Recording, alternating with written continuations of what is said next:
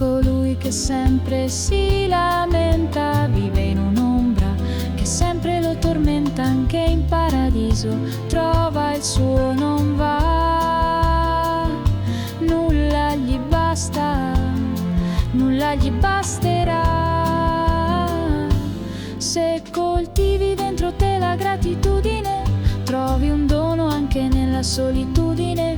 Accogli il giorno con umiltà e pace e vedi amore dove tutto il resto tace. Dentro di te si alza una voce e dice grazie, senza un perché, senza condizioni, ma solo perché ha capito il senso profondo della gioia di essere grato ogni secondo.